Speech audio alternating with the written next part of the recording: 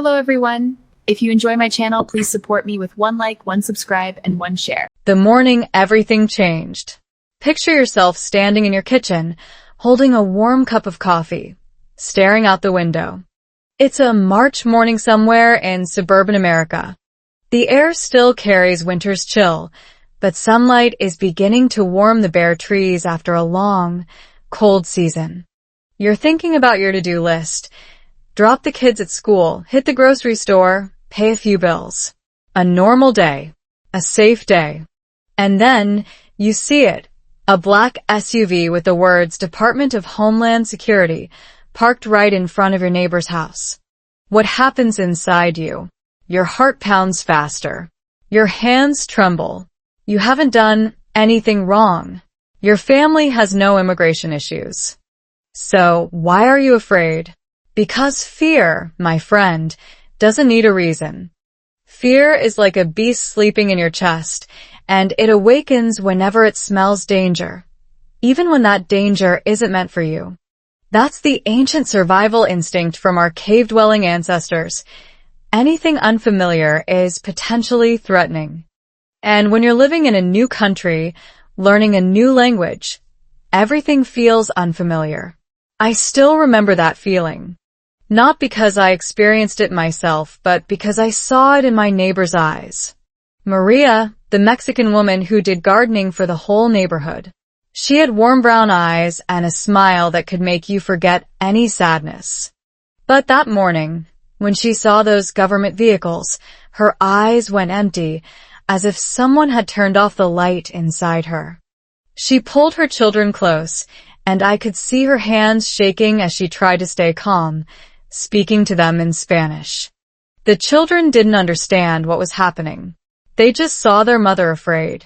And that broke my heart. Now, look at your own story. You're sitting here, listening to me speak in English. Maybe you understand everything. Maybe you only catch a few words. Maybe you're reading the subtitles, telling yourself, I'll never speak English like this. I understand that. I've been where you are. Your brain hates boredom and failure so much that it creates barriers, little voices whispering that you're not good enough, smart enough, brave enough. But let me tell you something, you don't need to be perfect. You just need to start. Back to my story. I live in a small town in Ohio. This is America's Midwest, where people greet each other on the street and neighbors know your dog's name. When I first moved here from the big city, I thought I'd never fit in. Americans here spoke English with a different accent. They had different customs. They had backyard barbecues on weekends and talked about football like it was a religion. And me? I knew nothing about football. I wasn't used to looking strangers in the eye and smiling. Back home, if you stared at someone too long, they'd think you wanted to fight. And yet here, a few weeks in, I realized people genuinely wanted to talk. They wanted to know my story. But that morning, when those immigration officers stepped out of their vehicles, I saw my neighborhood change. Doors began to open. Faces appeared behind curtains. The air grew heavy. And I realized that all of us, immigrants, natives, newcomers, and those who'd been here for generations, we all shared one thing. We were all afraid of losing something important. For Maria, it was her family. For me, it was the security I'd worked so hard to build. For you, maybe it's the confidence to open your mouth and speak English. But fear, as you'll see in the story, isn't the only enemy. Fear is just an uninvited guest, and it will leave when you realize you're stronger than it. Today, I'm going to tell you how my neighborhood faced those immigration officers, and how we learned that community, unity, and the simplest English words can defeat any fear. A quiet life in suburban America. Picture yourself standing in the middle of a street, so quiet you can hear the neighbor's sprinkler clicking from 3 houses away. The kind of suburban American street where mailboxes stand at attention like little soldiers and every lawn tells a story of someone's pride. And you're holding a cup of coffee that's gone lukewarm because you've been standing there for 15 minutes just listening to the sounds of a life. That still feels borrowed, still feels like a movie set you accidentally wandered onto. That was me, 3 years into my American life, still pinching myself every morning when I opened the front door and saw the same red brick houses. The same blue sky that somehow seemed bigger and more forgiving than the one I'd left behind. The same elderly Mr. Patterson walking his golden retriever at exactly 7:14 a.m., tipping his hat like we were characters in some old television show about wholesome neighborhoods where everybody knew everybody, and the biggest drama was whose hedge had grown too high. But here's the thing about America that nobody tells you in those glossy immigration brochures or those YouTube videos about how to make it in the United States. It's not the big things that will knock you off balance. Not the skyscrapers or the freeways or the bewildering array of breakfast cereals that all taste suspiciously like sugar. It's the small things. The everyday rituals that everyone else seems to have memorized like a secret script while you're still trying to figure out whether you're supposed to wave at the mailman or pretend you didn't see him. Take small talk, for instance. That beautiful American invention that I still sometimes suspect was created specifically to make immigrants feel like they've forgotten how to be human. In my country, if a stranger asked you about the weather, you'd assume they wanted something from you, maybe a loan, maybe your firstborn child, but definitely something that would make you regret making eye contact.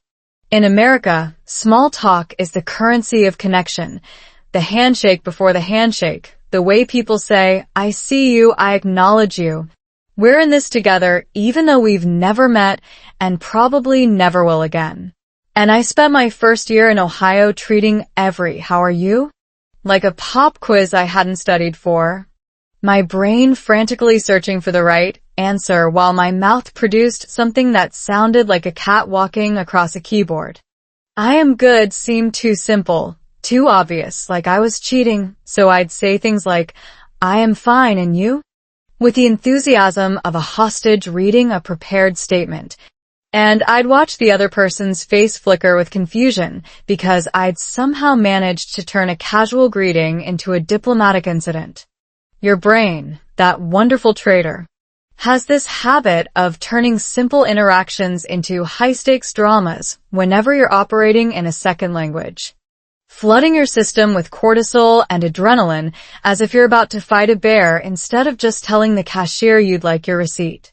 The science behind this is actually quite elegant in a cruel sort of way. Your amygdala, that almond-shaped cluster in your brain responsible for emotional processing, can't tell the difference between a social threat and a physical one.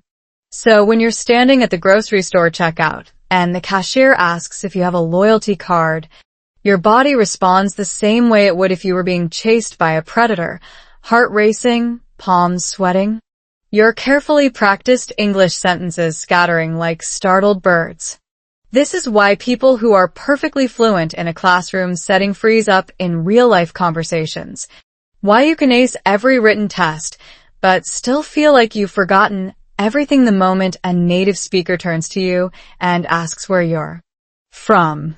But Ohio, bless its flat, corn-filled heart, has a way of softening even the most defensive immigrant soul. Because Ohioans are the most relentlessly friendly people you will ever meet. The kind of people who will wave at you from their cars even though you've never seen them before. Who will shovel your driveway in winter without being asked. Who will invite you to their barbecue even though you barely speak English and you have no idea what a barbecue actually entails beyond the obvious. Grilling component. I remember my first neighborhood barbecue like it was yesterday, standing in Mrs. Johnson's backyard with a paper plate that was rapidly becoming soggy under the weight of potato salad and coleslaw, and something that might have been ribs or might have been brisket. And I was so terrified of making conversation that I spent 20 minutes examining a garden gnome with the intensity of an art historian, hoping nobody would notice the immigrant who couldn't string 2 sentences together without sounding like a malfunctioning GPS. And then Maria appeared because Maria always appeared at exactly the right moments. carrying a tray of tamales that would later become legendary in our neighborhood, and she said something I will never forget in that beautiful, imperfect English of hers. "You look like someone who needs a friend, not a garden gnome." We laughed, and she told me about her first year in America, how she'd cried in the supermarket parking lot because she couldn't remember the word for butter and had been gesturing wildly at a box of margarine, while the clerk watched with growing concern. She told me about the winter she'd locked herself out of her house and sat on the porch in a blizzard because she didn't know how to call a locksmith in English and was too embarrassed to ask for help. She told me about the way her children had come home from school speaking English so effortlessly that she sometimes felt like a stranger in her own home, like she'd been left behind while her family moved on without her. And as she talked, I realized that my struggle wasn't unique, that every immigrant I would ever meet had their own version of the story, their own grocery store meltdowns and awkward conversations and moments of profound loneliness, but that we were all still here, still trying, still showing up to neighborhood barbecues even when our social anxiety was screaming at us to stay home. That's when I started to understand something important about learning English in America. It's not about memorizing verb conjugations or mastering the subtleties of the subjunctive mood. It's about finding your people, the ones who will wait patiently while you search for the right word, who will smile encouragingly when you mispronounce restaurant for the third time, who will invite you into their homes and their lives even when you can barely say thank you without stammering. American culture, for all its reputation for individualism and ambition, has this incredible capacity for hospitality that you don't fully appreciate until you're the one being welcomed, until someone brings you a casserole because they heard you were sick, until a neighbor offers to drive your kids to school because you're still too nervous to navigate American traffic, until you realize that the things that once seemed so foreign and frightening have become the soundtrack of your daily life. The quiet life I stumbled into, the life I didn't ask for and didn't deserve and definitely wasn't prepared for, had somehow become my life. Complete with barking dogs and lawnmowers and the unmistakable sound of children learning to ride bikes in the street, their small, determined voices calling out, look at me, in the same American accent that used to send chills of inadequacy down my spine. And that's the secret that nobody tells you about learning English.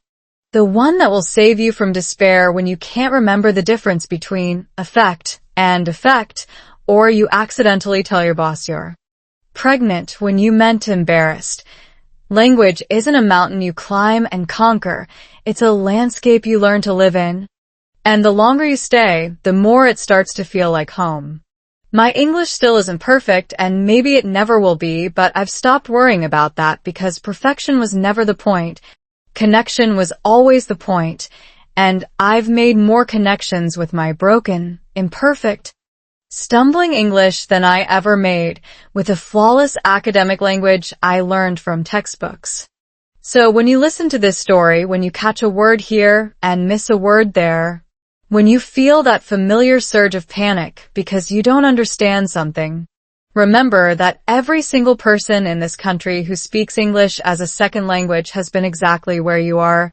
And the ones who made it through didn't do it because they were smarter or more talented. They did it because they kept showing up, kept trying, kept trusting that someone would be there to catch them when they fell.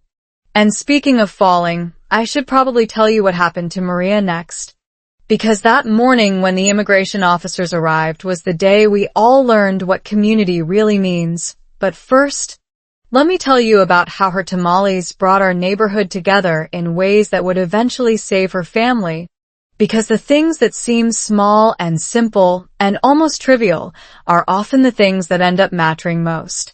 The journey from fear to freedom, from silence to speaking, from being a stranger to being a neighbor. It doesn't happen overnight. And it doesn't happen alone. And it definitely doesn't happen without a few mistakes and embarrassments and moments when you want to crawl under the nearest garden gnome and pretend you don't exist.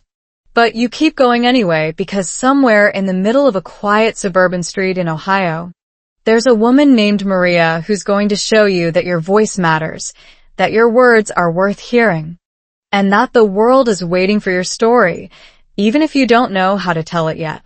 And the most beautiful thing about learning a language, the thing that makes all the struggle and frustration and embarrassment worth it, is that every word you learn is a gift you're giving to yourself and the world around you, a small but meaningful way of saying, I want to be here, I want to belong, I want to share my life with you.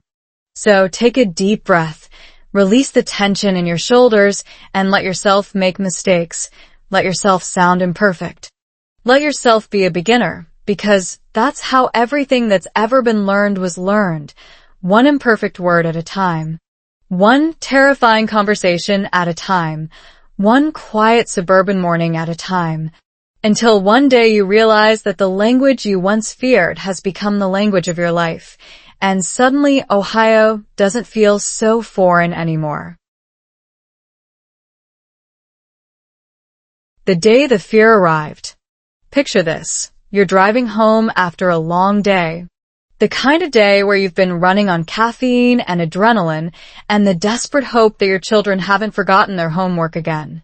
And you're already mentally preparing dinner, mentally rehearsing the conversation you need to have with your boss tomorrow, mentally doing everything except paying attention to the street you've driven down 1,000 times before. And then you turn the corner, and the world stops, not because of an accident or a police siren or anything you'd expect, but because there it is, parked right in front of Maria's house like a black shark that's somehow beached itself on your quiet suburban street. A massive SUV with lettering so official it practically screams, "We are the government, and we are here for someone." And your brain, that wonderful organ that's supposed to keep you safe, immediately goes into full emergency mode because you know exactly what those vehicles mean, and you know exactly what's about to happen, and you know that everything you thought was solid and stable in your little corner of America is about to be tested in ways you never imagined. Exhausted from trying to explain the difference between since and for to a room full of students who were looking at me like I'd just asked them to solve a quantum physics equation. Exhausted from pretending that my own English was flawless when secretly I still couldn't pronounce rural without sounding like I had a mouthful of marbles, and I was thinking about nothing more profound than whether I had enough chicken in the fridge to make dinner. When I saw the SUVs, and my heart just stopped, not metaphorically but literally, like someone had hit a pause button on my entire existence. Because in that moment I understood something that I'd been trying not to understand for years, which is that the American dream is not a guarantee. It's not a birthright. It's not something you can protect with good intentions and hard work alone. It's a fragile, beautiful, terrifying thing that can be taken away in the time it takes to knock on a door. And someone was knocking on Maria's door, knocking with the kind of professional detachment that comes from doing this job every day.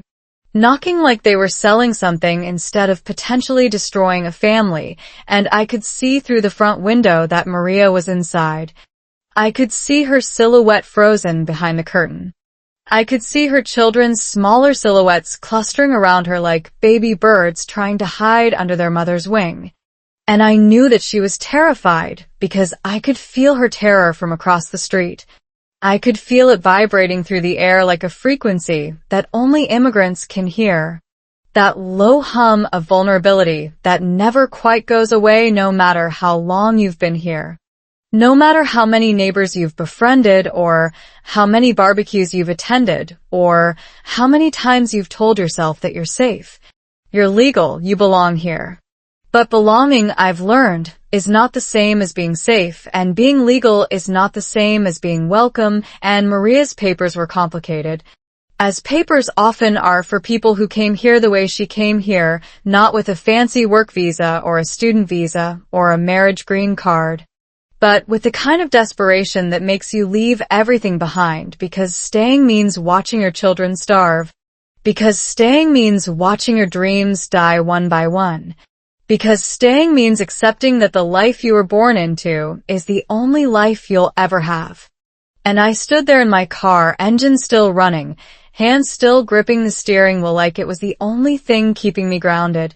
And I watched the immigration officer knock again, harder this time, and I thought about all the stories I'd heard over the years. All the neighbors who'd watched in silence because they didn't know what to do, because they were too afraid to get involved, because they'd convinced themselves that it wasn't their problem. And I thought about how easy it is to stay silent, how easy it is to tell yourself that someone else will step in, that the situation will resolve itself, that maybe it's not as bad as it looks. And I thought about how that silence, that comfortable, convenient, morally clean silence, is the thing that allows injustice to happen. The thing that lets people like Maria disappear from their lives without anyone noticing until it's too late. And I thought about the fact that I had a choice, that we all had choices, that we could either be bystanders, or we could be something else. Something more.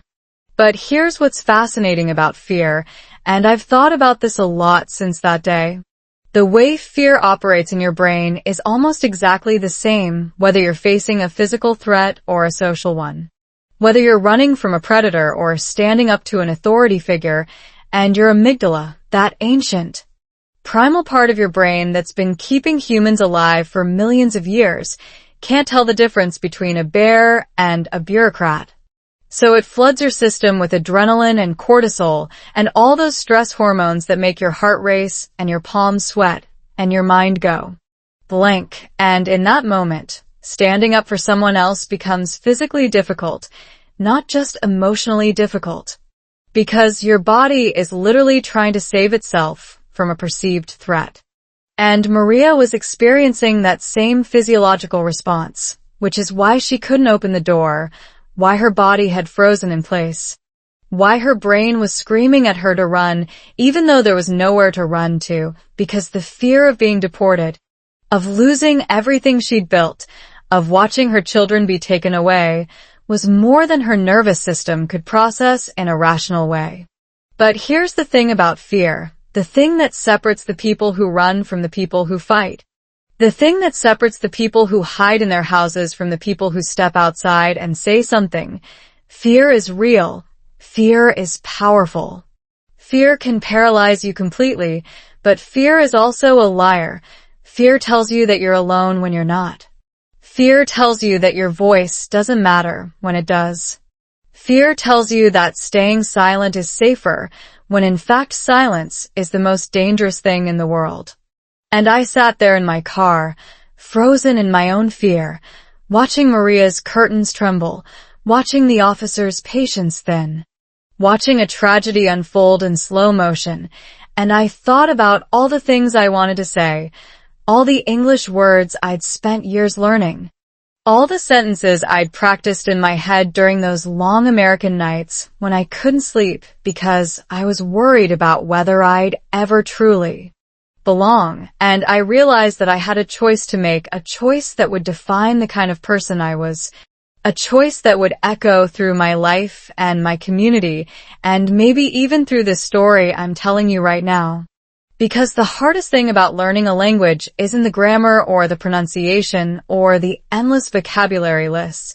It's finding the courage to use that language when it really matters, to speak up when staying quiet would be easier, to say something when saying nothing is the safer option. And I don't know exactly when I made the decision. I don't know if there was a single moment or if it was a gradual realization. But I do know that my hand found the door handle and my feet found the ground, and my voice, that imperfect, accented, uncertain voice, found words that had been waiting their whole lives to be spoken, because I stepped out of my car and I walked toward Maria's house, and I said something that surprised even me. Something that came out in English that was neither perfect nor polished but was honest and clear and true, and in that moment, I understood something important about learning and living and being an immigrant in America, which is that all those hours of practice, all those embarrassing mistakes, all those moments of wanting to give up, had been preparing me for exactly this. For the moment when I had to use English not to order coffee, or make small talk, or pass a test, but to stand up for someone who couldn't stand up for herself. And I want you to understand something about language, something that no textbook will ever teach you, something that has to be learned through experience and struggle and the kind of fear that makes your hands shake. Words are not just sounds.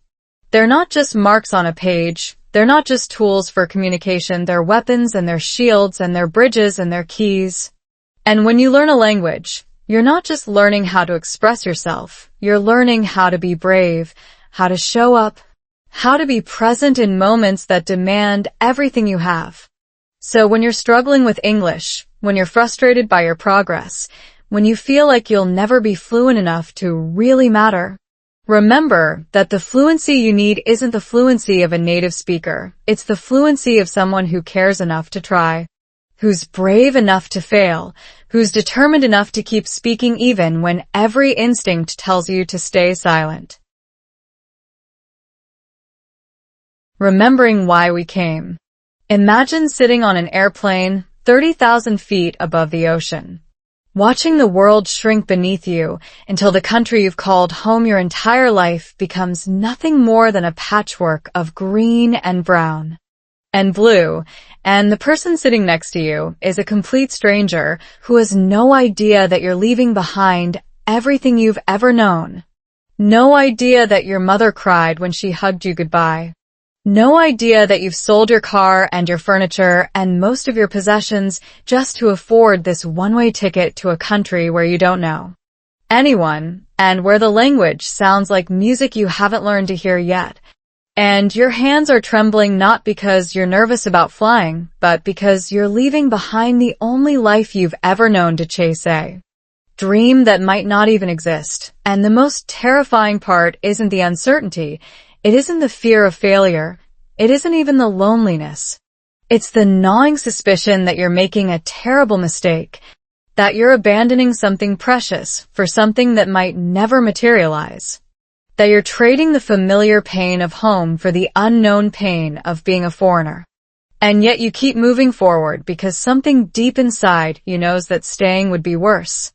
That staying means accepting a future you never wanted. That staying means letting your children inherit the same limited horizons you grew up with. And so you stare out the window at the clouds and you whisper a prayer to whatever God might be listening, promising that you'll work harder than anyone has ever worked, that you'll learn the language no matter how difficult it is, that you'll build a life so beautiful that all this sacrifice will finally make sense. And you have no idea how long that journey will be, or how many obstacles you'll face, or how many times you'll want to give up. But you know one thing for certain, you have to try. That was me 10 years ago, sitting on a plane to America with nothing but a suitcase, a work visa, and a heart full of hope so fragile it felt like it might shatter at any moment. And I remember that feeling so vividly because it's the same feeling I saw in Maria's eyes when she told me her story. The same desperate hope that makes people leave everything behind and start over in a place where they don't speak the language, where the customs are foreign, where the weather is freezing and the food is strange, and the loneliness can feel like a physical weight pressing down on your chest.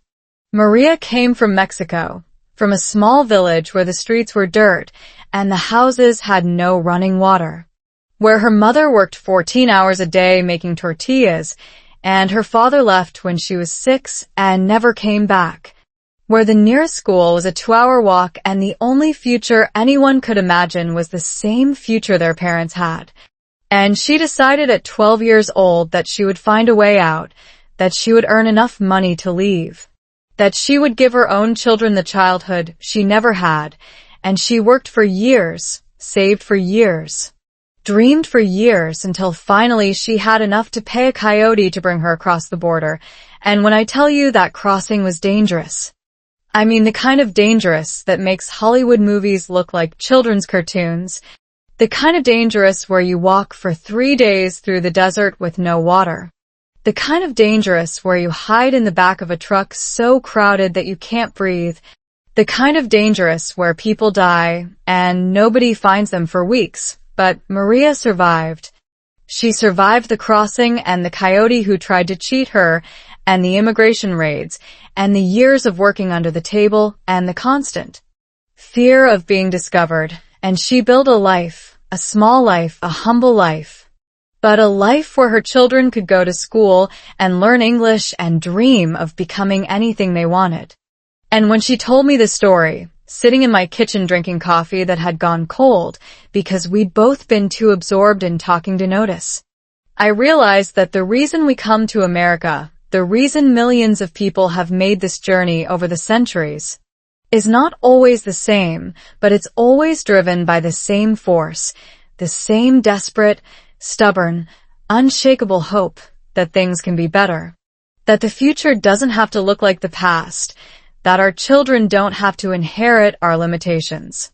And the science behind this hope is actually quite fascinating because hope isn't just an emotion, it's a biological imperative. It's what keeps humans moving forward even when circumstances suggest they should give up, and when you're learning a language. Hope is the fuel that keeps you going, the belief that each word you learn brings you closer to the life you want. The conviction that the struggle is worth it because the reward is something so much bigger than just being able to order coffee or make small talk. The reward is the ability to fully participate in your new life, to tell your story, to connect with people in ways that go beyond gestures and smiles and pointing at things. But here's what nobody tells you about learning English, what nobody tells you about immigration, what nobody tells you about being an immigrant in America. The language learning is the easy part. The hard part is staying motivated when everything feels overwhelming, when you've been here for years and you still can't understand the news. When you go to parent-teacher conferences and you can't follow what the teacher is saying about your child. When you try to make friends and you feel like you're always one step behind, always missing the joke, always the outsider who doesn't quite fit in. And I remember those days. I remember coming home from work and collapsing on the couch because my brain was exhausted from processing English all day. From translating every sentence in my head before I spoke, from constantly monitoring myself for mistakes, from the relentless effort of being a foreigner in a country that expects you to be fluent. And I remember thinking that maybe I'd made a mistake. Maybe I should have stayed where I was. Maybe the dream wasn't worth the struggle. And I remember how those thoughts felt like betrayal. Like I was dishonoring everyone who'd helped me get here, everyone who'd believed in me, everyone who'd sacrificed so I could have this chance. And then I would look at my children who were learning English so effortlessly, who sounded more American than I ever would, who had friends and homework and birthday parties and all the normalcy I'd dreamed of for them, and I would remind myself that this was the point. This was the reason I'd come. Not for myself, but for them. Not for my comfort, but for their future. Not for my happiness, but for their freedom to choose. And that's what Maria was fighting for too. Her children. Her babies who had been born in America and didn't even remember Mexico. Who spoke English with perfect American accents and called themselves American and had no idea that their mother could be taken away at any moment. And that's why the sight of those immigration officers outside her house was so devastating.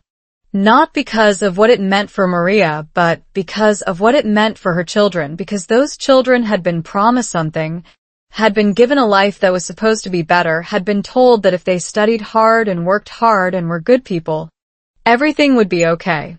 And I think that's the part of immigration that breaks your heart the most, the innocence of children who don't understand why their mother is crying, who don't understand why someone would want to take their family away, who don't understand why the world is so cruel to people who just wanted a chance, who are just trying to survive, who are just trying to give their children the future they never had. And that's why we have to keep fighting, keep learning, keep speaking, keep showing up for each other, because the alternative, the silence, the acceptance, the indifference, is something none of us can afford, is something that will destroy us if we let it. is something that makes all the sacrifice and struggle and heartbreak meaningless. Love in a new language. Imagine trying to tell someone you love them in a language you barely speak. A language where the words feel foreign in your mouth, and the grammar rules seem designed specifically to trip you up. A language where you're never quite sure if you're saying, "I love you," or something that sounds suspiciously like, "I love your shoes," or worse. And your heart is pounding so hard you can hear it in your ears, and your palms are sweating.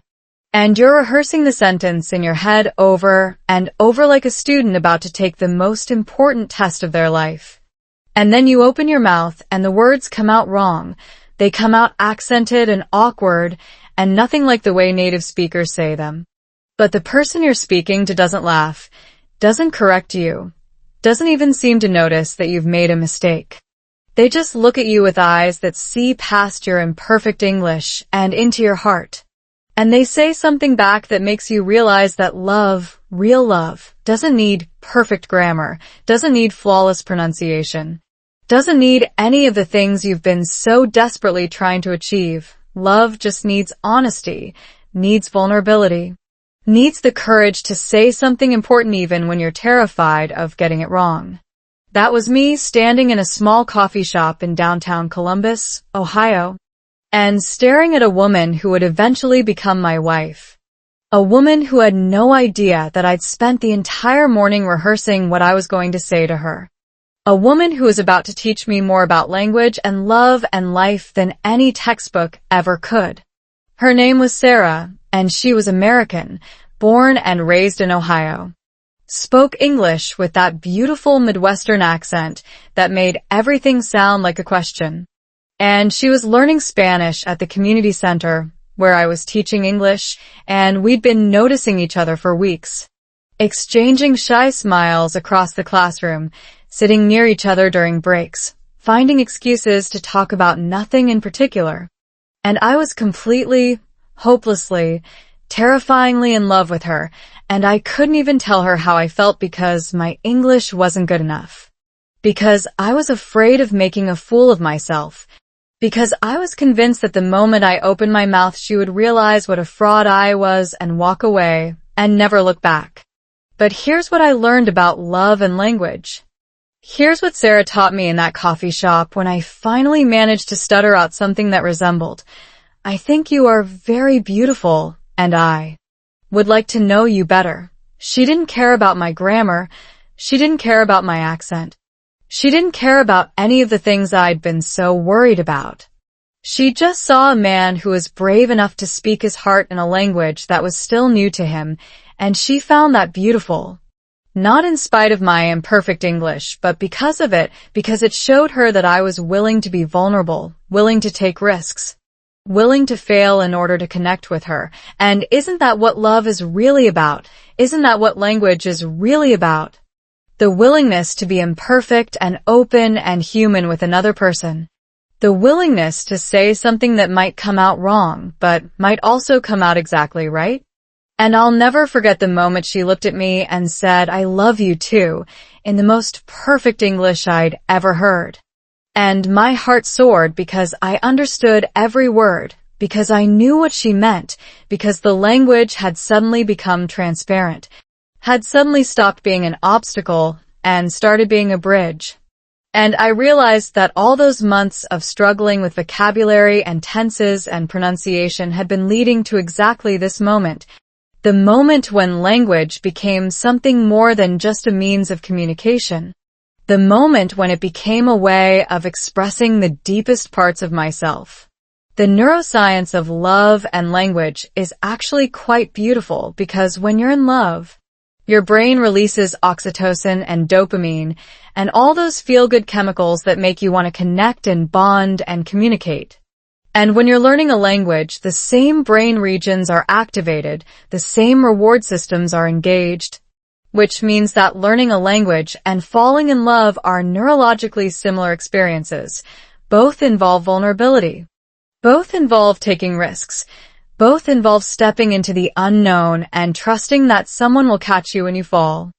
And isn't that what immigration is too? Isn't that what starting over in a new country is? A leap of faith, a trust fall into the arms of strangers who might or might not catch you, a willingness to be vulnerable and open and hopeful even when everything around you is unfamiliar and uncertain.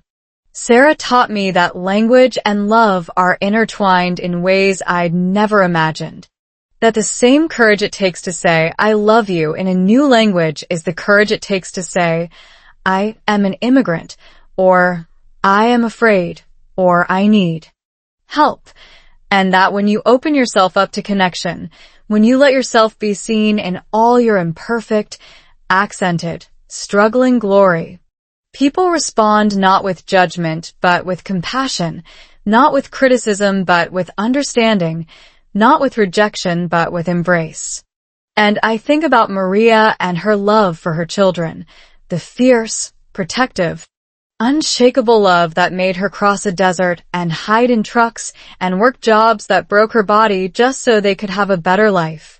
And I think about how that love is the same love that made her stand in her kitchen that morning, frozen with fear, because she wasn't afraid for herself.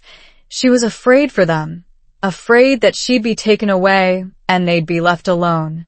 Afraid that all her sacrifice would be for nothing. Afraid that the system that was supposed to protect them would instead destroy them. Johnson, whose love for her neighbors was so strong that she walked out of her house on a cold March morning and faced down government officials with nothing but her words, her simple, clear, brave words, and I think about how that love, that community love, that neighborly love, is the kind of love that makes America what it's supposed to be, not a country of strangers, but a country of neighbors. Not a country of fear, but a country of hope. Not a country where people are judged by their accent or their documentation, but by their humanity and their willingness to show up for each other. They're all about taking risks and making mistakes and trusting that the people around you will support you. They're all about letting go of perfection and embracing the messiness of being human. They're all about discovering that connection matters more than correctness, that love matters more than grammar, that showing up and trying and being vulnerable is the bravest thing you can do, not just in language, but in life. And Sarah, my beautiful American wife who speaks Spanish with a terrible accent and always asks me if she's saying things right, she's the one who taught me that the best way to learn a language is to use it for something you care about. To speak it not because you have to, but because you want to struggle through sentences because what you're trying to say is worth struggling for. To make mistakes and laugh about them, and keep going because every mistake is a step closer to fluency. Every mistake is proof that you're trying. Every mistake is a gift you're giving yourself and the person you're speaking to.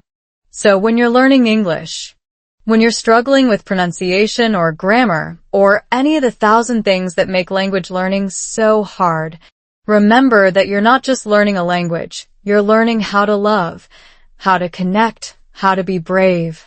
And every word you learn is another step toward the life you want, the love you deserve, the future that's waiting for you, just on the other side of fear.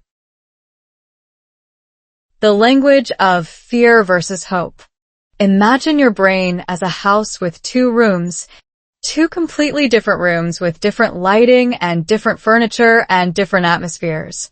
And in one room the windows are boarded up and the air is cold, and there's a constant dripping sound that makes you feel like something terrible is about to happen. And in the other room the sun is streaming through clean windows and there's music playing softly and the air smells like fresh bread and coffee. And you have the choice to spend your time in either room, but here's the tricky part, the part that makes everything so complicated.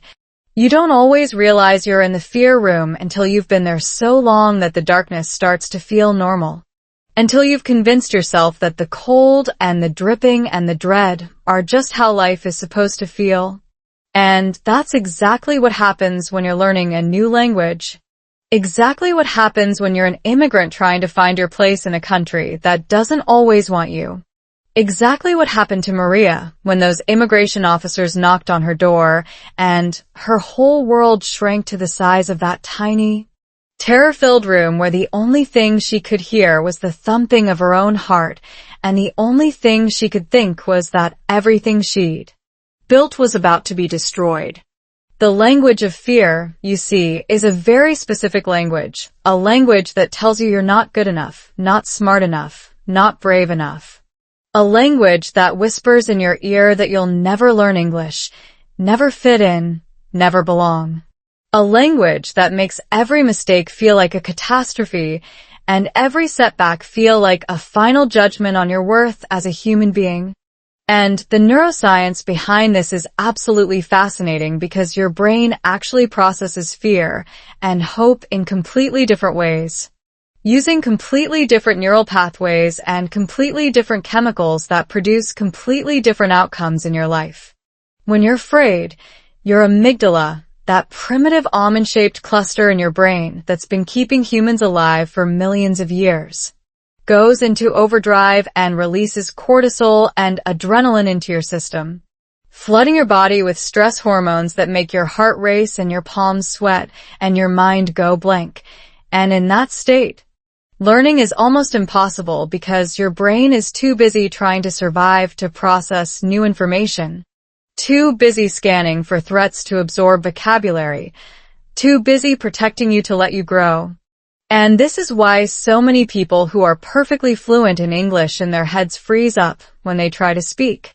Why they can read a book without difficulty but can't order a sandwich at a deli. Why they can ace a written test but can't hold a conversation. Because their brains have been hijacked by fear, because they've spent so much time in that dark, cold room that they've forgotten there's another room, a room where hope lives, a room where learning is possible. A room where mistakes are just mistakes and not judgments. But hope, real hope, the kind of hope that Maria found when Mrs. Johnson walked out of her house and said those simple, powerful words, that hope is processed in a completely different part of your brain. The prefrontal cortex, the part that handles complex thinking and planning and decision-making, and it releases dopamine and oxytocin. Those wonderful chemicals that make you feel connected and motivated and excited about the future. And when you're in that state, when you're hopeful and open and curious, your brain becomes a sponge, soaking up new information, making new connections, growing and expanding in ways that fear could never allow. And here's the really beautiful thing about the language of hope. The thing that Maria taught me that morning when she finally opened her door and saw her neighbors standing there, ready to protect her. The language of hope doesn't require perfect grammar or flawless pronunciation, or any of the things we're so terrified about getting wrong. It just requires the willingness to try, the courage to be vulnerable, the faith that the people around you will catch you when you fall. And when you speak from a place of hope, the people you're speaking to can feel it, can sense it, can respond to it in ways that make all the struggle and embarrassment and fear worth it. I remember the day I finally stopped being afraid of my accent, the day I stopped apologizing for my imperfect English and started just speaking, started telling my stories and sharing my experiences and connecting with people not despite my mistakes but because of them, because those mistakes were evidence that I was trying, that I was showing up, that I was willing to be imperfect and human and real in a world that often demands we be perfect and polished and professional. And the response was overwhelming. The response was people telling me they loved my accent.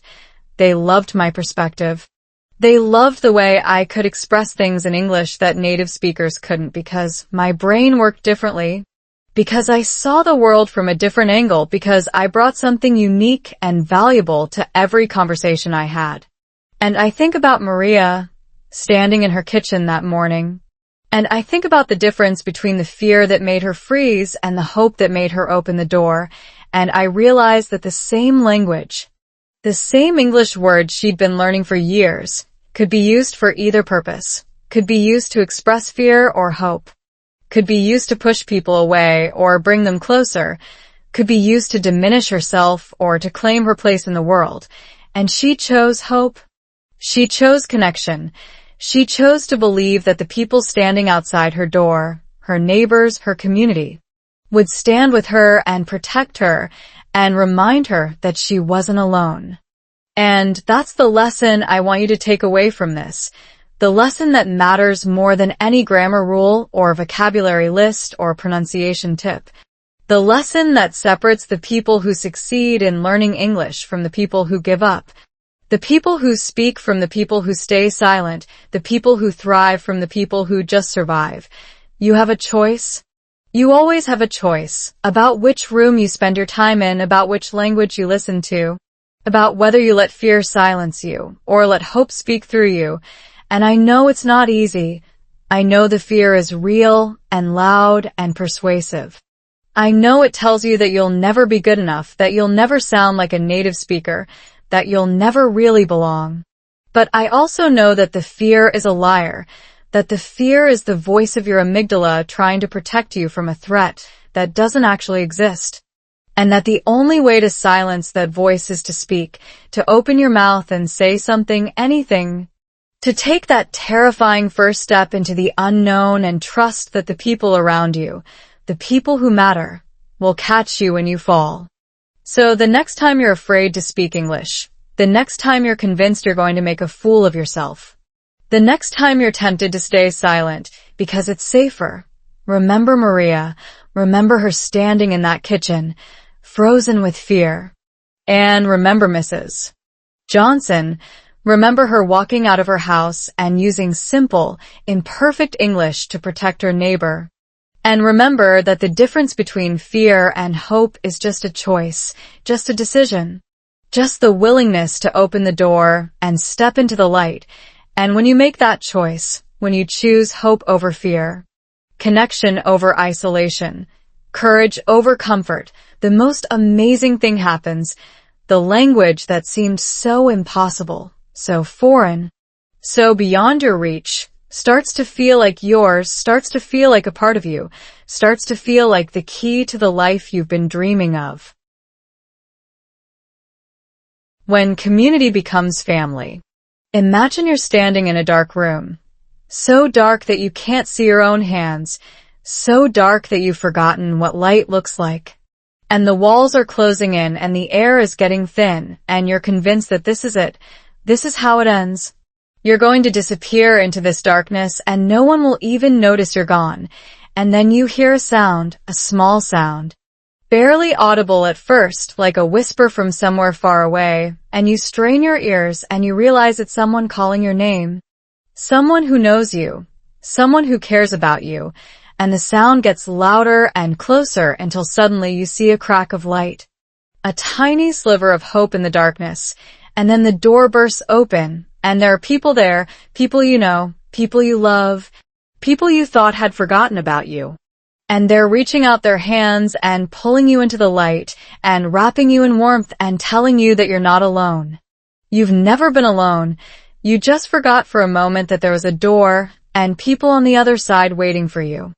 That's what community feels like when you've been living in the fear room, when you've convinced yourself that no one cares, that no one would notice if you disappeared, that the world is too big and too cold and too indifferent to make room for someone like you. And that's exactly what Maria experienced that morning when the immigration officers knocked on her door, and she felt the darkness closing in, felt the walls shrinking, felt herself disappearing into that terrifying space where nothing exists except dread and isolation and the terrible certainty that she was completely, utterly alone. But here's the beautiful thing about community.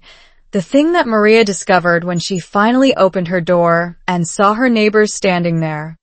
Johnson embodied when she walked out of her house with her walking cane and her silver hair and her simple, powerful words.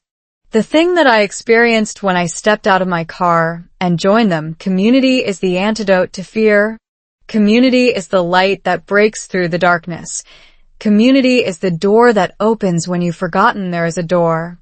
And community doesn't require perfect English or perfect anything.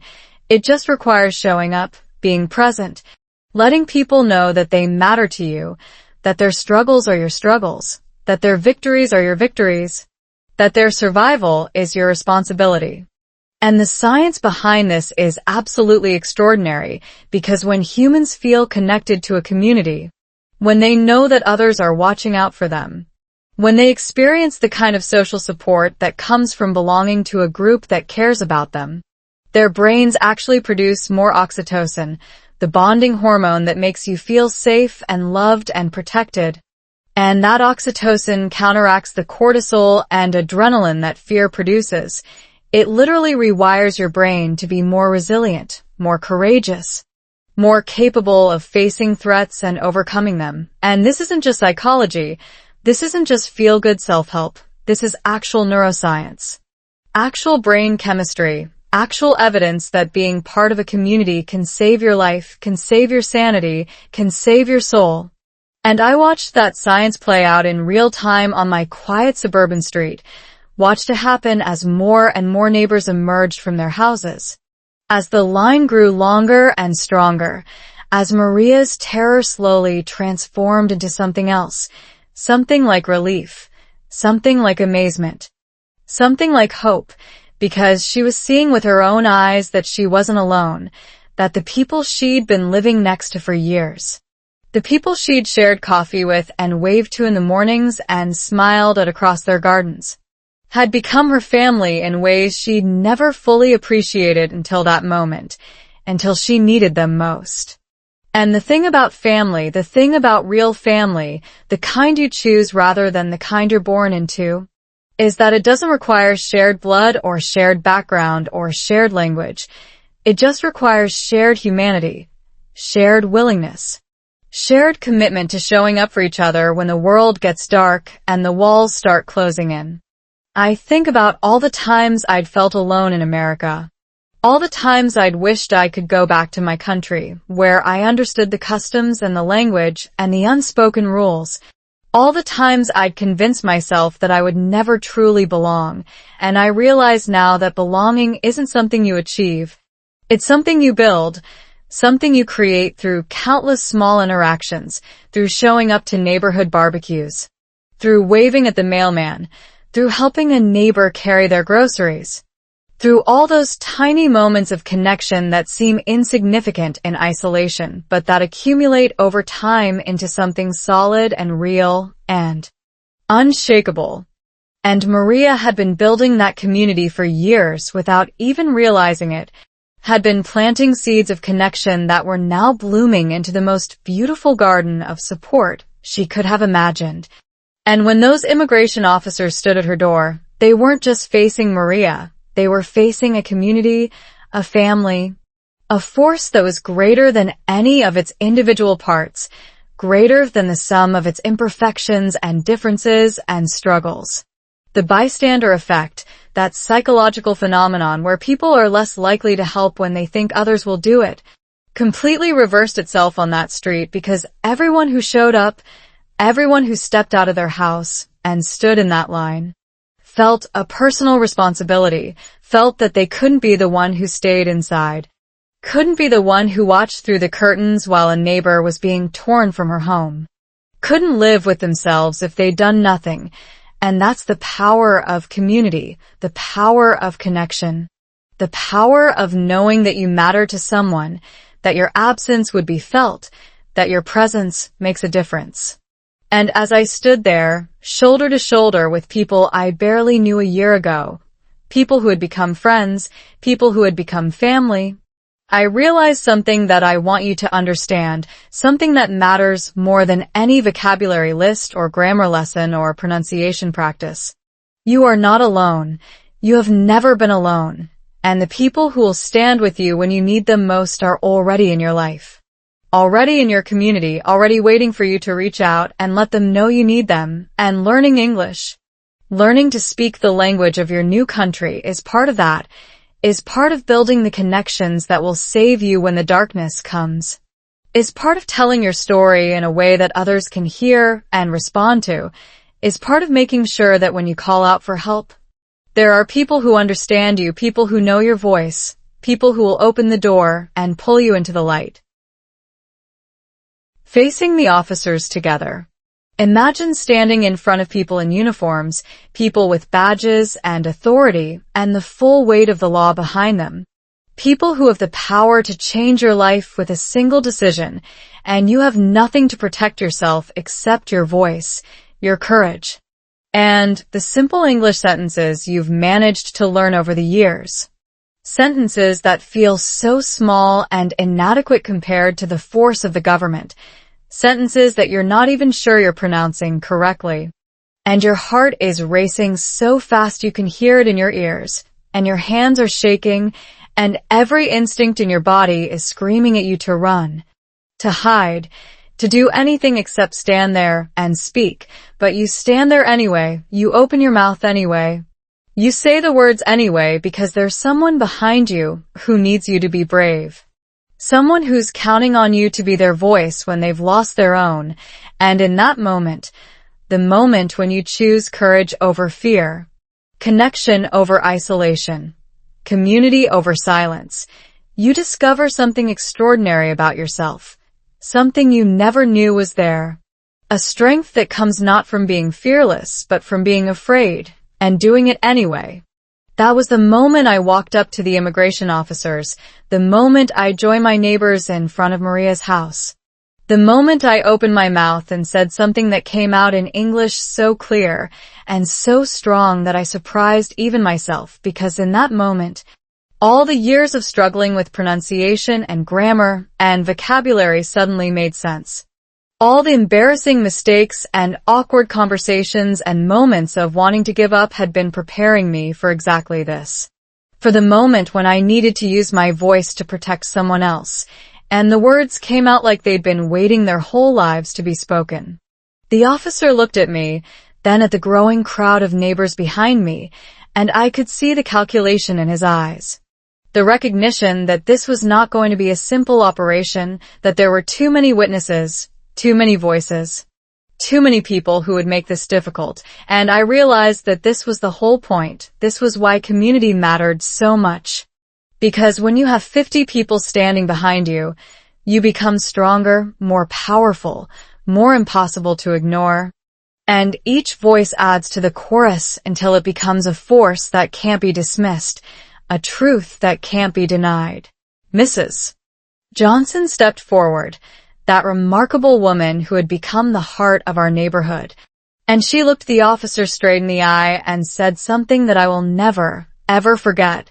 These are my neighbors, these are my friends, and if you want to take them, you'll have to take me too. And the officer looked at her, this elderly woman with her walking cane and her white hair and her simple, powerful words. And he didn't know what to say, didn't know how to respond, because he was being confronted with something he hadn't been trained for, something that didn't fit into his procedures or his protocols or his understanding of how these situations were supposed to go, with the irreducible fact that these people were not going to let their neighbor be taken without a fight. And I thought about all the stories I'd heard about immigration raids, all the families that had been separated, all the communities that had been broken, and I realized that the difference between those tragedies and what was happening on my street was simple. It was the presence of people who were willing to speak, people who were willing to stand up, people who were willing to say, this is wrong, and we won't let it happen. And I thought about how many times in my life I'd been silent because I was afraid. How many times I'd stayed quiet because I didn't think my voice mattered. How many times I'd convinced myself that someone else would speak up, so I didn't have to, and I swore to myself that I would never do that again, that I would never let fear silence me when someone else's life was on the line. The science behind this is actually quite beautiful, because when people act bravely in groups, when they witness others standing up and speaking out, something remarkable happens in their brains. They experience what researchers call courage contagion, where bravery literally spreads from person to person like a positive virus, where seeing someone else be brave makes you braver, where watching someone else speak up makes it easier for you to speak up. And this is why community action is so powerful. This is why one person standing up can inspire 10 more, and 10 can inspire 100, and 100 can change the world. And as I stood there, surrounded by my neighbors, I felt that courage spreading through me. Felt the fear that had been gripping me start to loosen its hold. Felt the strength that comes from being part of something bigger than yourself.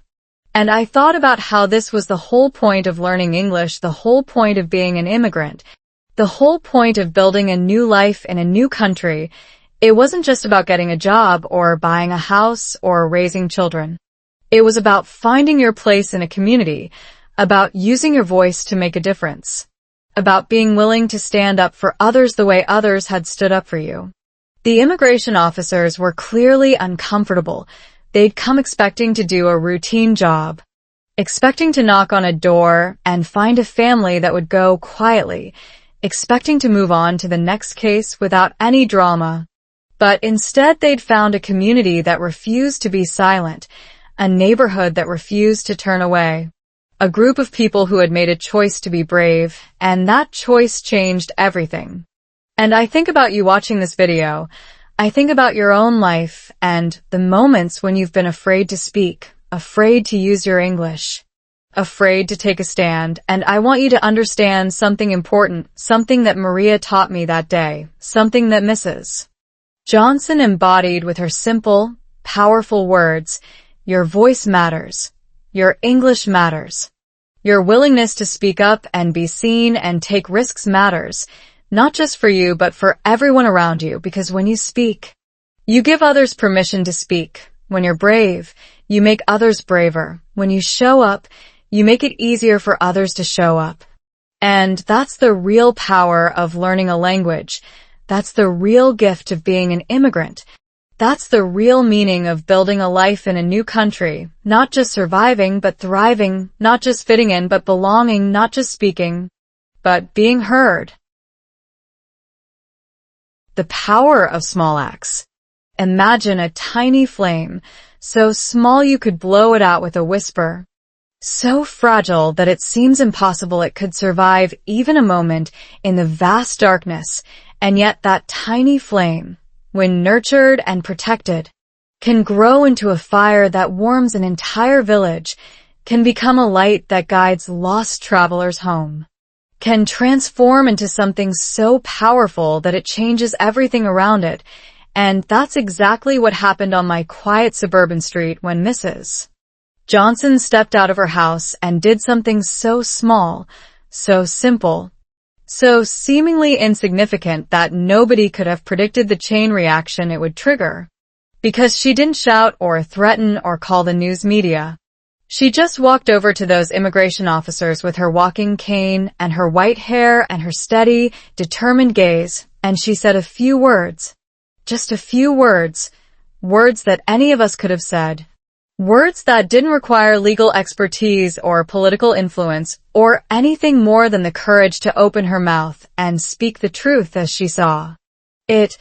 And those words, those simple, beautiful, brave words changed everything, not because they were particularly eloquent or carefully crafted, but because they were honest, because they came from the heart, because they embodied the kind of love and commitment that makes communities strong and impossible to break. And I've thought about that moment so many times since then, thought about the power of small acts, thought about how easy it is to convince ourselves that we need to do something grand and dramatic and impressive in order to make a difference. How easy it is to believe that our small contributions don't matter, that our voice isn't loud enough, that our efforts are too tiny to count. And yet here was proof, living, breathing, beautiful proof, that a small act can change the world, that a few words from one elderly woman can save a family, that the most powerful thing you can do is often the simplest thing. The thing that's right in front of you. The thing that doesn't require special skills or extraordinary talent, but just requires showing up and being present and saying what you believe. The science behind this is actually quite fascinating because researchers have found that small acts of kindness and courage create what they call positive contagion. where one person's action inspires others to act, which inspires even more, creating a chain reaction that can spread through a community like wildfire. And this isn't just metaphorical. This is actual measurable brain chemistry, actual observable behavioral change, actual documented evidence that small acts have outsized effects because they trigger something deep in our human psychology. Something that makes us want to join in, something that makes us want to be part of something bigger than ourselves, something that reminds us that we're all connected, all responsible for each other, all capable of making a difference. And I saw that contagion spreading on my street, saw it when Mr. Smith stepped out of his house to join Mrs. Johnson, saw it when Carlos came running from 3 blocks away, saw it when more and more neighbors appeared until there were dozens of us standing together. Johnson had shown us that small acts matter, that ordinary people can do extraordinary things, that you don't need to be a hero to make a difference. You just need to be willing to try. And I think about learning English. Think about how easy it is to feel overwhelmed by the enormity of the task. Think about how tempting it is to tell ourselves that we'll never be fluent, that we'll never sound like a native speaker, that our efforts are too small to ever add up to anything significant. And yet here's the beautiful truth that Mrs. Johnson taught me. Here's the lesson that Maria's story embodies, the lesson that learning a language, like building a community, like saving a family, happens one small act at a time, one word at a time, one conversation at a time. One brave moment of opening your mouth and speaking even when you're terrified of making a mistake. You don't need to learn 1,000 words today. You just need to learn one. You don't need to have a perfect accent tomorrow. You just need to say something that someone can understand. You don't need to become fluent overnight. You just need to keep showing up, keep trying. Keep believing that each small step is moving you closer to the life you want. And this isn't just motivational fluff. This is actually how the brain learns, because when you learn something new, whether it's a word or a skill or a way of thinking, your brain creates new neural connections, tiny pathways that grow stronger with each repetition, that deepen with each practice, that eventually becomes so solid and automatic that you don't even have to think about them anymore. The kind of patient, persistent practice that feels so slow and frustrating in the moment, but that over time creates something remarkable and beautiful and permanent. I remember when I was first learning English, I used to write one new word on a sticky note and put it on my bathroom mirror, just one word every day. And after a year, I had 365 words on my mirror, and after 2 years, I had more than 700, and those words, those tiny small acts of learning, had become a vocabulary, a foundation, a tool that I could use to express myself, to connect with others, to build the life I wanted. And it all started with one word, one sticky note, one small act that seemed so insignificant at the time. And now, when I think about Maria and her family, when I think about how Mrs. Johnson's small act of courage saved them, when I think about how our whole neighborhood came together because one person was brave enough to take the first step, I realize that this is the whole point. This is what makes life meaningful. This is what makes community possible.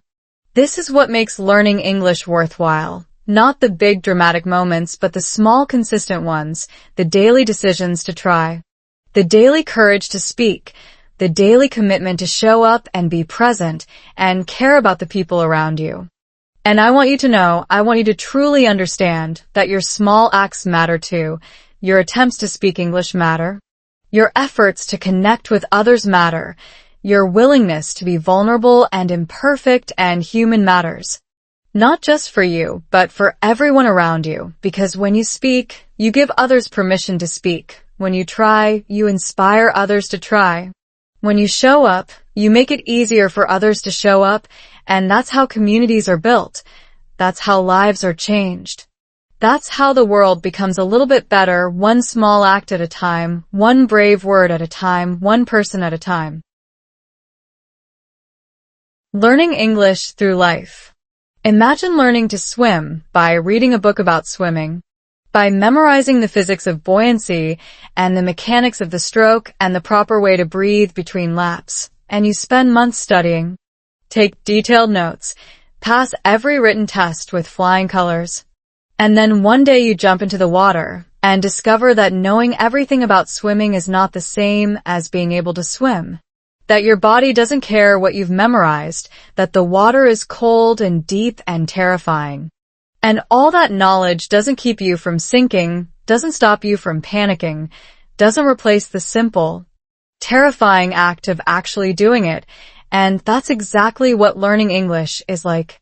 Exactly what I discovered when I first arrived in America and realized that all my years of studying grammar and vocabulary had prepared me for. Nothing, absolutely nothing, because the English you learn in a classroom is not the English people speak on the street, is not the English your neighbors use when they're chatting over the fence, is not the English you need when you're standing in front of immigration officers trying to protect your friend. And the only way to learn that English, the only way to truly understand it and speak it and make it your own, is to live it, to immerse yourself in it, to make mistakes and be embarrassed and feel foolish and keep going anyway, because that's how real learning happens. Not in a sterile classroom with a textbook and a teacher, but in the messy, unpredictable, terrifying world of real human interaction. Maria taught me this, taught me that her English was better than mine, even though she'd never studied grammar formally, even though she made mistakes in every sentence, even though she couldn't tell you what a past participle was if her life depended on it. Because Maria used English every day, used it to buy groceries and talk to teachers and negotiate with landlords and make friends and build a life. And every time she used it, she got a little better, a little more confident, a little more fluent, until her imperfect English became more effective than my perfect English, because her English was alive, was real, was connected to the life she was actually living, and my English was still stuck in a textbook, still safe and sterile and disconnected from the messy reality of being a human being trying to survive in a new country. And the neuroscience of this is absolutely fascinating, because when you learn something in a context that's meaningful to you, when you use a new skill to achieve something you actually care about, your brain creates stronger, more durable neural connections than when you learn something abstractly, when you memorize something just to pass a test. Because your brain is designed to remember things that matter, things that help you survive, things that connect you to others. And if you're learning English in a way that doesn't connect to your life, doesn't help you survive, doesn't bring you closer to the people you care about, your brain will literally resist learning it. Will treat it as irrelevant information to be discarded, will make the whole process 100 times harder than it needs to be. I remember when I was studying English in my home country, I could recite verb conjugations perfectly. I could identify the subjunctive mood in any sentence. I could write essays that would make my teachers proud, but when I got to America, I couldn't order a cup of coffee without feeling like I was going to have a heart attack. Couldn't ask for directions without my voice shaking. Couldn't have a simple conversation with my neighbor without my mind going completely blank. And the reason was simple. I'd learned English as an academic subject, as something separate from my life, as a skill to be displayed on a test rather than a tool to be used in the world.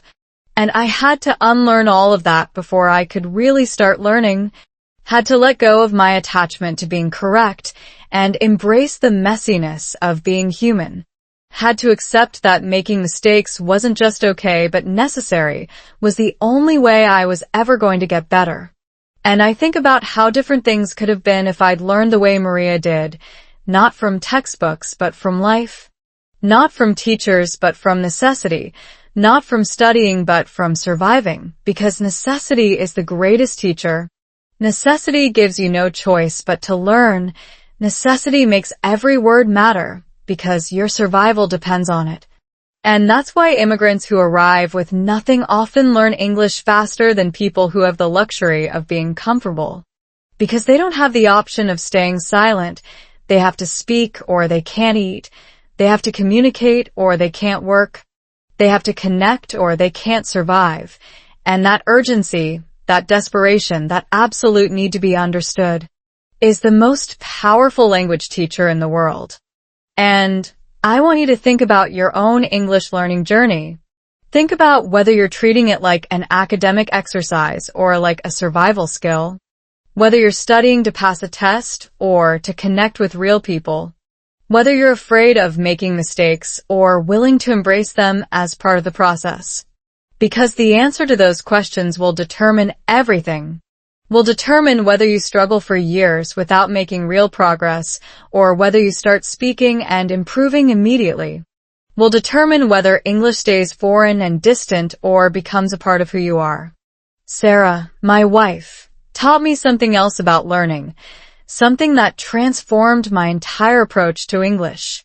Because she told me that when she was learning Spanish, she stopped caring about being perfect and started caring about being understood. Stopped worrying about every little mistake and started focusing on whether she could communicate her meaning, and as soon as she did that, as soon as she stopped judging herself and started expressing herself, her Spanish improved dramatically because she was no longer blocking herself, no longer letting fear get in the way of her progress, no longer treating every conversation as a test she could fail, but instead treating every conversation as an opportunity to connect, an opportunity to learn, an opportunity to grow.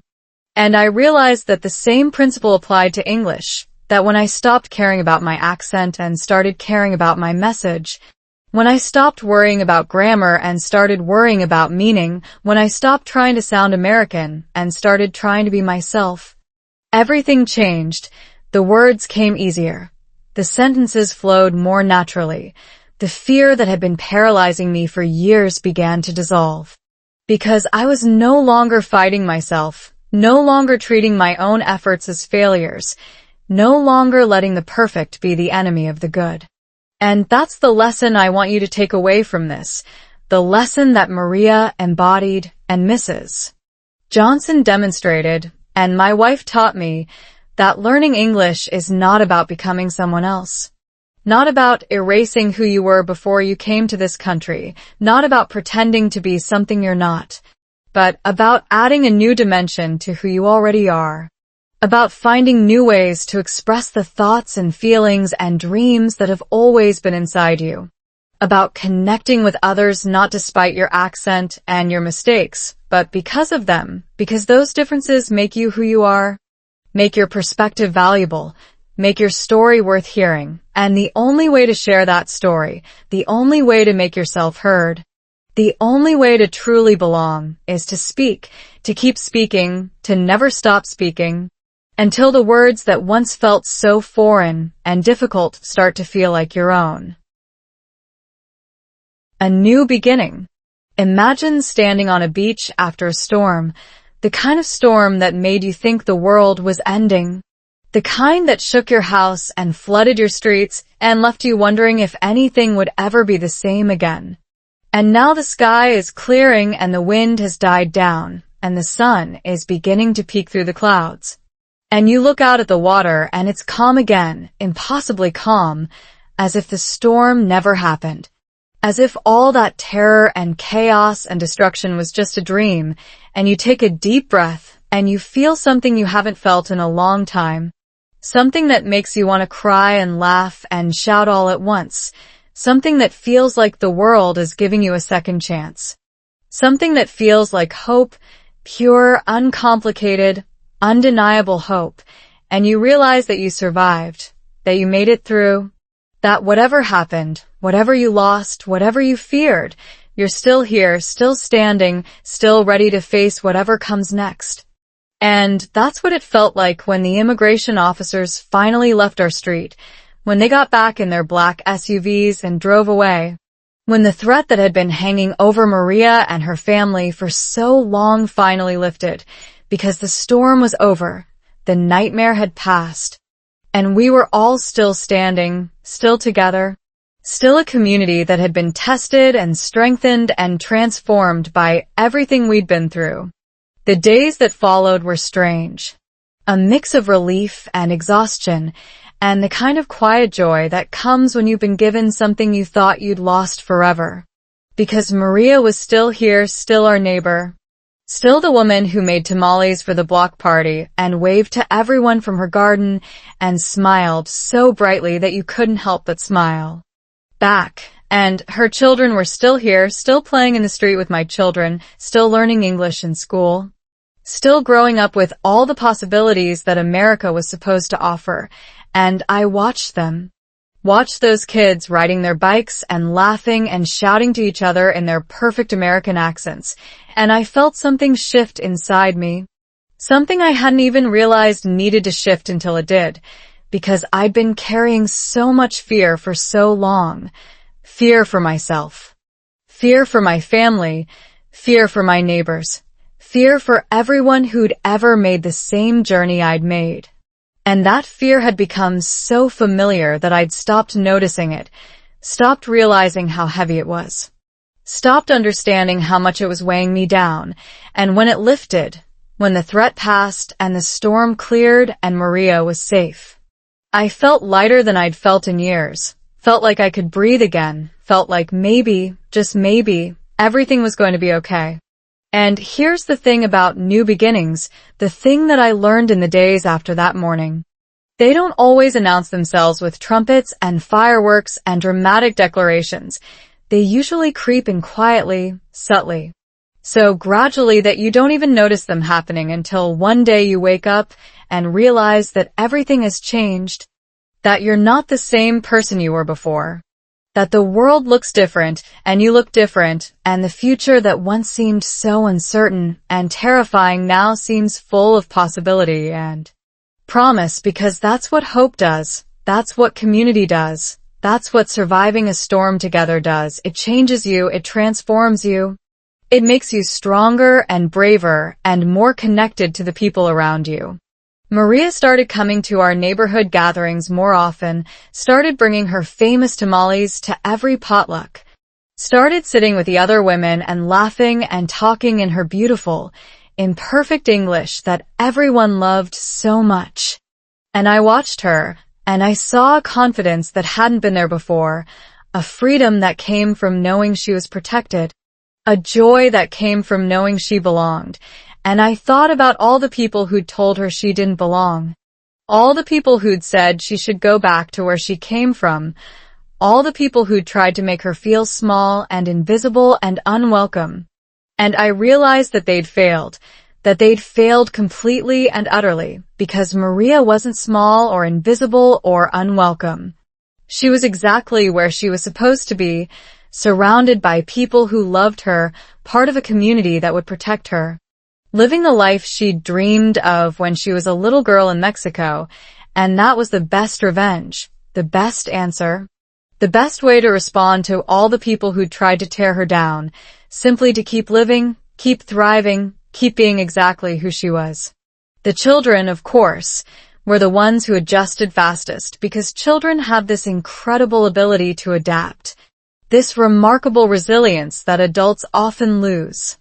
And Maria's kids and my kids and all the kids on our street went back to their normal routines with the kind of casual ease that only children possess, as if the trauma of the past days had been nothing more than a brief interruption, a small blip in their otherwise ordinary lives.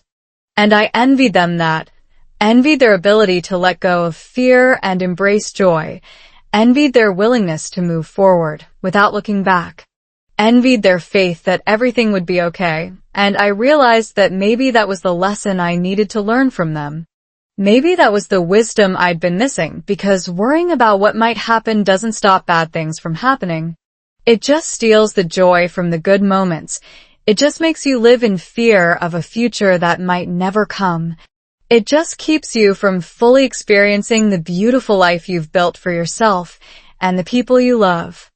And so I made a decision, a conscious choice to let go of the fear that had been holding me back for so long, to stop worrying about whether I'd ever sound like a native speaker, to stop caring about whether my accent would ever disappear, To stop measuring myself against impossible standards of perfection and start celebrating how far I'd come, because I'd come so far. Farther than I'd ever imagined possible, from that terrified person who couldn't order coffee without shaking to this person standing in front of you.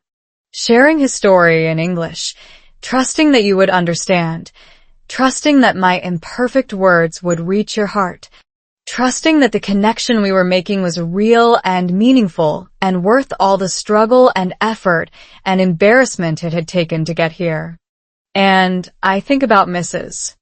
Johnson, who became the heart of our new beginning, who hosted the first community dinner after everything happened, who insisted that we all bring dishes from our home countries and share our stories and celebrate the fact that we were still together, still a family, still strong. And I think about how she looked around that room, at all the faces from all the different places, at all the languages being spoken, at all the food from all the different cultures. And she smiled the kind of smile that only comes when you've seen something beautiful, something real, something that makes you believe in the goodness of people. And she said something that I will never, ever forget. She said, "This is what America is supposed to be. This is what we're all supposed to be. And I'm so proud to be part of it with you." And in that moment, surrounded by my neighbors, surrounded by my community, surrounded by people who had become my family, I finally understood what it meant to belong, what it meant to be home, what it meant to have found my place in the world. From fear to freedom.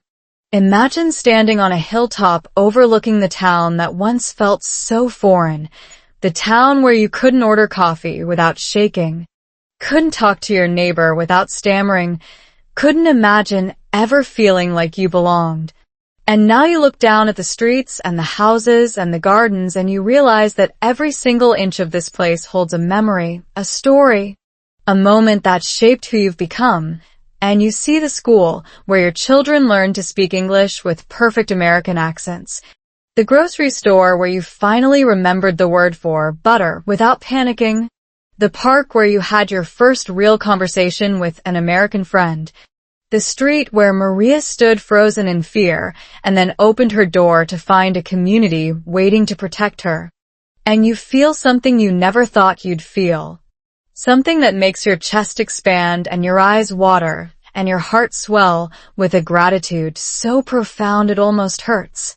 You feel like you're home, truly home, not just living in a place but belonging to it, not just surviving but thriving. Not just speaking the language, but owning it. And that's the feeling of freedom, real freedom. The freedom that comes not from being fearless, but from facing your fears and coming out the other side. The freedom that comes not from being perfect, but from accepting your imperfections and loving yourself anyway. The freedom that comes not from fitting in, but from knowing that you belong exactly as you are with your accent and your mistakes and your beautiful, unique way of seeing the world.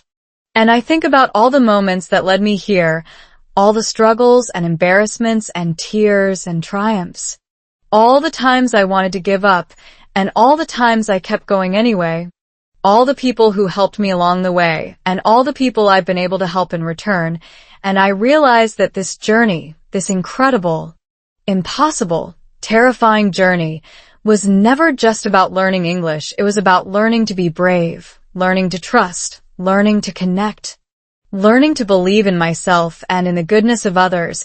And every single word I learned, every single mistake I made, every single conversation I struggled through was a step toward this moment, this feeling, this freedom.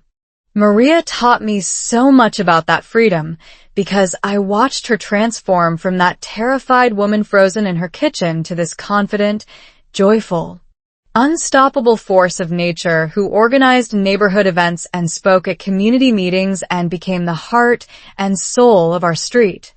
And when I asked her how she did it, how she went from being so afraid to being so free, she laughed that beautiful laugh of hers and said something I'll never forget. She said, "I realized that the fear was just a story I was telling myself, a story about not being good enough, about not belonging, about not being safe. And I decided to write a new story, a story about courage and community and hope. And every day I add a new sentence to that story. Every time I speak English, I make it a little bit stronger. Every time I connect with someone, I make it a little bit more real. And now the story of fear is just a distant memory, a chapter I've closed, a book I've put away, and the story I'm living now is so much better. And that's the truth of it, the beautiful, liberating, life-changing truth. That the story you tell yourself about who you are and what you're capable of is just a story, and you have the power to rewrite it, to change the narrative, to create a new version of yourself that isn't limited by fear or doubt or insecurity, but is instead powered by hope and courage and the unwavering belief that you matter, that your voice matters, that your story deserves to be heard. And I think about all the people watching this video right now, all the people who are struggling with English, all the people who feel like they'll never get there, all the people who are tempted to give up because it's too hard, too embarrassing, too overwhelming, and I want you to know that I see you, I understand you, I've been exactly where you are, and I'm here to tell you that it gets better, that it gets easier, that the freedom you're looking for is waiting for you on the other side of your fear. And the only thing standing between you and that freedom is the willingness to keep going, to keep trying, to keep speaking even when you're scared, to keep connecting even when it's hard, to keep believing even when everything in you wants to give up. Because here's the thing about freedom, here's the thing about learning English, here's the thing about being an immigrant in America. It's not a destination you reach and then you're done. It's a journey you take every single day, a choice you make every time you open your mouth, a commitment you renew every time you connect with someone, and every day you make that choice, every time you speak, every moment you connect. You become a little bit more free, a little bit more yourself, a little bit more the person you were always meant to be.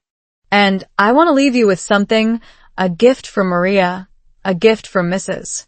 Johnson, a gift from all the people who've helped me become who I am today. And that gift is this. You are not alone. You have never been alone. And the community that will catch you when you fall is already out there, already waiting for you, already ready to welcome you with open arms. And all you have to do is take that first step, open that first door, speak that first word, and trust that someone will be there to meet you, to support you, to love you exactly as you are. So keep going, keep learning, keep speaking, keep believing, because the freedom you're looking for isn't somewhere out there in the future. It's right here, right now, in this moment, in this choice, in this word, in this breath. And all you have to do is claim it, own it, live it, and watch as everything changes. Watch as the world opens up to you. Watch as the language that once felt so foreign becomes the language of your heart, the language of your life, the language of your freedom. And now, as we come to the end of the story, as the sun sets on this chapter of Maria's journey and my journey, and the journey of everyone who stood together on that quiet suburban street, I want you to pause for just a moment and feel what's happening inside you, because this isn't just the end of a video. This isn't just the conclusion of a story. This is a beginning, a new beginning for you, a moment of choice, a moment of decision. A moment when you can decide what happens next in your own story. And I want you to ask yourself something that might feel uncomfortable, but that might also change everything. What would you do if you weren't afraid? What would you say if you weren't worried about being wrong? What would you become if you stopped letting fear make your decisions for you? Because that's what this whole story has been about. That's what Maria taught us. That's what Mrs. Johnson embodied. That's what I learned standing in that line of neighbors. That fear is real, and fear is powerful, and fear can paralyze you completely. But fear is also a liar, a thief, a prison of your own making. And the only way to escape that prison is to walk through the door, to take the step, to speak the word, to connect with someone who will remind you that you're not alone and that your voice matters. And I know it's hard. I know it's terrifying. I know every instinct in your body is screaming at you to stay safe, stay quiet, stay invisible, but I also know that the life you want, the life you dream about, the life where you speak English confidently and belong completely and feel truly free, is waiting for you on the other side of that fear. And all you have to do is take one step, one small step, one tiny act of courage that will set everything in motion. I've been where you are. I've felt the weight of silence. I've known the loneliness of being unable to express myself. I've cried tears of frustration and wanted to give up more times than I can count, but I kept going, kept trying, kept believing that the struggle was worth it. And now I'm here, standing in front of you, sharing my story in English, connecting with you across the vast distance of the internet. And if I can do it, if Maria can do it, if all the millions of immigrants and language learners who have come before us can do it, then so can you, because the ability to learn, to grow, to transform is not reserved for the exceptional or the gifted or the lucky. It's a birthright, a human capacity, a gift that every single one of us possesses, and all it takes is the willingness to use it, the courage to try, the persistence to keep going when things get hard. And that's why I'm asking you, I'm begging you, I'm challenging you to take that step today, right now, in this moment, to leave a comment, to share your story, to tell me what you're struggling with and what you're hoping for and what you need to feel free. Because I want to hear your voice. I want to know your story. I want to help you along your journey the way Maria and Mrs. Johnson and everyone who believed in me helped me along mine. And I want you to know that there is a community here, a community of learners and dreamers and fighters who are all on the same path, all facing the same fears, all searching for the same freedom. And we are stronger together. We are braver together. We are more powerful together than we could ever be alone. So please, if this video touched you, if this story resonated with you, if you felt even a spark of hope or courage or connection, do something about it. Like this video so others can find it. Subscribe to this channel so you don't miss the next chapter. Share this story with someone who needs to hear it, because you never know who might be standing in their own kitchen, frozen with fear, waiting for someone to show them that they're not alone, and you could be that person for them. You could be their Mrs. Johnson.